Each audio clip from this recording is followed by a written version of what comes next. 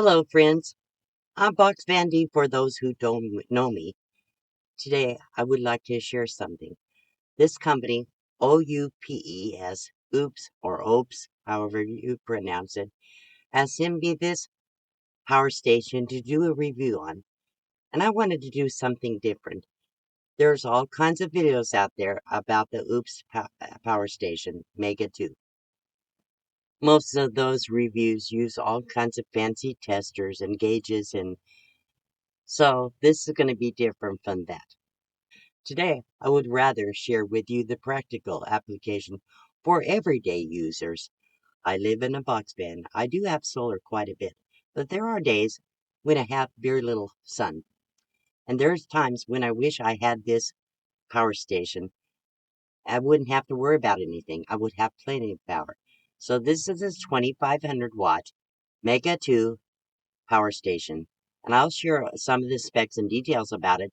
And then I'll show you the practical application by testing out many different things that I have around here, both in the box van and in the fifth wheel that I lived in for a year, which is up for sale. So, but I can't live it in anymore. So I'm back in the box van. And this is going to be the real use of a power station for me. So, since the COVID, many people have lost their ability to stay in sticks and bricks or houses. Many people have left their homes and moved into a tent, a car, a van, a camper, an RV, a pickup truck, uh, so many other things that people live in, and they travel on wheels.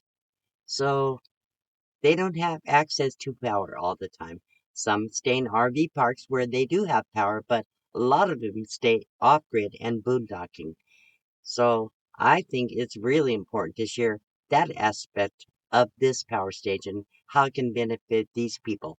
Anybody can use a power station, but especially I would say people that live on the road. So today I'll test out things like kitchen appliances, heaters, different things that I use, air conditioners. Um, so I think it's going to get a lot of information to you. Everything has different wattage and it can run different amounts of time. But I do know it can put up to 2500 watts at one time. And you can use multiple appliances as long as you don't over the 2500 watts. So you can actually attach extra power station batteries.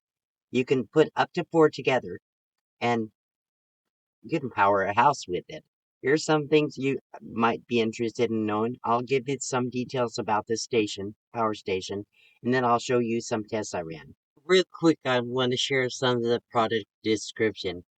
The output technical parameters for AC is rated 100 to 120 volt. Its rated power is 2500 watts. Peak power is 5400 watt. That's with a surge. It's a 60 hertz frequency and it's rated at 12 volts for DC, 12 volt and car lighter output rated at 12 volt and 10 amp. It has a USB-A output from 5 volt 3 amp or 9 volt 2 amp or 12 volt 1.5 amp, 18 watt max. And USB-C output is 5 volt 3 amp, 9 volt 3 amp, 12 volt 3 amp, 15 volt 3 amp, 20 volt 5 amp, 100 watt max. It has Anderson output is 12 volt and 30 amp. Input is that AC charge input is 100 to 120 volt, 16 amp max, and 1600 watt max. PV Anderson input is 12 to 150 volt, MPPT 18 volt to 140 volt, 15 amp max, 2100 watt max. The battery is rated at 2048 watt hours. The rated voltage is 51.2 volts, and the battery type is LiFePO. It has an IP grade of IP21. The working temperature is 0 to 40 centigrade, and it can give you about 2048 watt hours on this station. The net weight is 48.5 pounds or 22 kilograms. So those are some of the technical stuff. And that doesn't mean a whole lot to a lot of people. Let me share some tests I did and first show you the power station. Let me invite my friend Jim in to help me do this. we'll leave the box fan and start out in the fifth wheel to do this. Hey, Jim, I could use your help today. Anything for you, D. I need you to help me do this review. So the OUPES 2400 portable power station, it's called the Mega 2, and it's got the capacity of the equivalent of two 100 amp hour batteries, but it's got the inverter and solar charge controller and charger built right into it. This is the first time in a very long time I got a manual that is written in English. So this is awesome. I can actually understand it. So I'm not going to bore you with the full video of me opening this box, unboxing. Just a few clips that shows how well it is packed together. And I had to have some help from my friend Jan getting it out of the box because it weighs about 48 pounds. Anyhow, so this is what it looked like when I opened it up. So this is what the power station looks like. It has handles on both sides, and it's very easy to lift and move around. Nothing on top, you could put things on top of it. The vents are on the sides. So it came with the manual and the warranty and all these different cables, which are all the cables are for connecting things to the power station to charge it or extend one of the cables. So right now the power station is at 83%. When I got it, it had, I think, 86%, and I'll show you the little how long it took. It took like 15 minutes from 86% to get it fully charged. This OUPES power station has got a pure sine wave inverter built into it with a 100 amp BMS, and it includes four 110 volt outputs for regular plugins, and you can use the 20 amp plugins if you have that on your cord end. It also includes a 30 amp plug-in, so you can plug your RV directly into the power station. It also has a 12 volt output for a cigarette lighter, and these special 12 volts for a barrel connector. Yeah. And it has four of the USB 3.0 outputs and two of the USB-C. And then it also has Anderson connectors with a full 30 amp output. And that's up to 100 watts on the PD inputs. That's the USB-C. Outputs, yeah. The USB-C. Right. So, okay. So let's show them what it has on the sides there, Jim, if you want to turn that for me. The unit does weigh 48 pounds, and this is for charging it. You can either charge it with solar panels using a provided cable and MC4 connectors, or you can plug it into the wall with a normal 110 volt cable and recharge it. This is a reset for the circuit breaker. For the overload. Overload. Right. So these are Anderson plugs up here, which are very durable, and they'll take 30 amps. You can't get them mixed up. Okay, so the thing is, they included the cables for this. So all you have to do is hook up to the wall or hook up to your solar panels or whatever charging apparatus you have. And you can charge it and use the power from it at the same time. So you'll notice on this end, we have two fans on this end, and we have two fans on the other end. So there's two more fans, and in here, what do we have? This is a parallel cable connector. You can daisy chain up to four of these units together for either 2400 watts, 4800 watts, 7200 watts, or 9600 watts of power.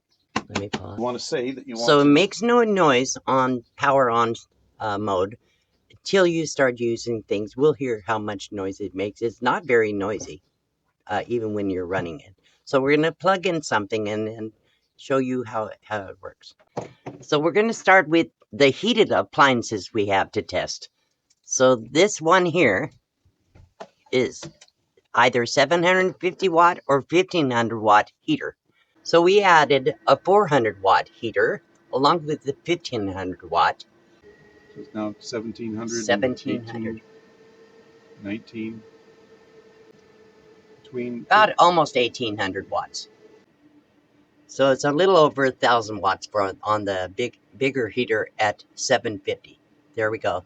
So that's the 2 heaters. Fans turn on the unit. Yeah, and the fan, you can hear the fan, but barely. But it has no trouble handling that load whatsoever. So it should go all the way up to 2,500 watts without any problems. So we're going to test a few other products. Yeah, so this is a Black & Decker toaster oven. We're going to test it out on both bake, broil, toast, and air fry and see how it works. Of course, there's nothing in there, so it should work anyhow. Okay, here we go. So let's turn it on to bake. That's on bake. It'll take a minute. Have to turn the timer on just for a second so we can hear it. Right now it's 11, almost 1,200 watts. Let's switch it over to broil, the next one down, right there. That's on broil. So that's only one burner on the top. 600. So 600 watts. You go to toast. On toaster, you're going to light up both burners, top and bottom. And then here. 1160. Okay, 1160. And let's turn it all the way to air fry. So this is air fryer. And here we go. 1160. Okay, just less than 1,200. That's good. Handles it no problem. So this product is very common for nomads and people that live on the road. It's an induction cooker. This one is made by Living Basics. It's supposed to be 1,800 watts. Yep. And so we're going to test it out on the power station. What I want to make sure I do is show people that you can actually use this in your everyday living when you're living on the road. So these, it has to have something magnetic on it. So that, I guess, lead. Yeah, so we turn it on. Turn it on. And then we have to tell it one of these selections here. Okay. So we can go minimum, maximum, or we can hit one of these. So that's 1,600 watts. That's 616. I don't think it's going to show up in the camera, not. But, okay, it's taken 1,600, almost 1,620. There's 1,800. On max, that's 1,800 watts. Trying 1750 or so, about 1750. Yep. So that's not a problem. This is getting pretty hot pretty quick. Yep. Almost everybody that has an RV, a van, or lives on the road has an Instant Pot. So let's test this out. It's supposed to draw 700 watts. This is a 3-quart Instant Pot, a smaller one for RVs. So let's check this out and see how much power it draws. Saute? Yeah, saute. Okay, there you are. So there's saute. There it goes. Now it's on. Here we go. And it's 700 watts. That's what it draws on saute. That's the highest wattage it will draw. This here is a Joules cook pot for heating water or heating soup. It's stainless steel. What's the wattage on this one? This one says that it is 500 watts. So this should have no problem handling this. Plug it in. And that's on. Turn it on. And here we go. So the combined two items are 1,200 watts. And I want to try to overload this. So let's check out, add another thing. Let's add the induction cooker. So we can do 1,800. Oh, 1,800. So let's see if it overloads. So we're adding the induction cooker to these two items and see what takes before it's overloaded. Okay, right away. Yeah. Okay, it overloaded right away. Okay, good. So that was over 2,500. Right, exactly. So that was 700, right. And this was 18. So we know that if it goes anything over 2,500, it will cause an error. And the BMS will shut it down. The power station itself shuts it down for safety. You don't have to worry about having too much. So we turned it off, turned it back on, and it reset itself, which is a really good feature. You don't have to go through and find all the error codes and all that stuff. I want simplicity when I'm camping. If I have a power station, I want it to be simple. I don't have to have all my technical information in my head. This is what I think is perfect for RVers. This is a 20-inch or 50, I can't remember. 20-inch fan. I got it on Amazon. So let's test this out and see how it works. 109. Okay. So not as bad as I thought.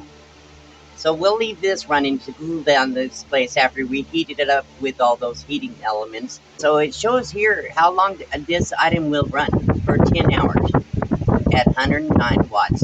So the one thing you'll know is the station here actually tells you how long the power in it will last when you're running certain appliances.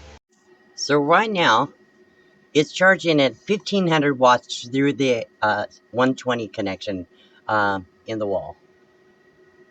There you go. In 4 minutes, we went from 75 to 80%. So wow, that's fast. So we're gonna pause it here and add the solar. Yeah, I need extension cord. So we moved the power station outside. We're gonna add the solar. So this is a 200-watt solar panel. We're gonna connect this to the Anderson plug on the power station. Very easy to connect. Little shade too much. Okay. So this is Anderson extension. Anderson connector extension. Connector. And that's plugged in here. Over here. You can see it. And then here with electric and solar. It's up to 1200 right now. Wow. We're up to 82% already. We just had it plugged in a minute. Yep. So that's a pretty strong BMS. Yes. When it'll take that much of a charge and it'll be 100% in no time. So we're up to 14 already. I think the AC was close to 1500. Oh, okay. And we're getting about 100 amps out of the 100 watts. 100 watts out of the solar panel. Right. We're up to 1620 right now. So let it run. And we're at 84%. So we're at 100% right now. It's been about less than 20 minutes from 75% fully charged.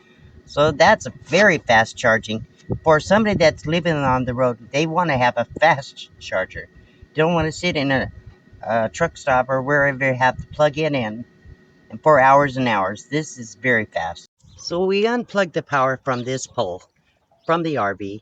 We're going to plug it in to the power station to see how much we can run on this. There's not anything on in the RV, so let me go turn some things on. So the very first thing I want to test on the RV is the cooling system. So there it is, it's turned on. So the power station went into overload right away. So you can't run the air conditioner 13.5 BTU on this power station. Okay, with the microwave, the fan overhead, and the lights, and the fan over here, the fridge is running. Everything is running in the RV. Hospital.org. Click on.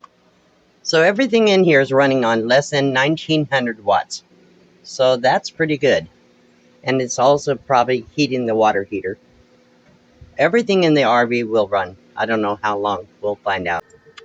So microwave running now. It's about 1900 watts. It's drawing. It says it'll run it for a little over 50 minutes with this kind of a load. She's up to 1960 now. Must have turned on some more stuff. So it's less than 2000 watts for everything, except only thing that will not run is the air conditioner. So we have the power station plugged into the box fan. This is a box fan here. The box fan plugged into the power station. Yes.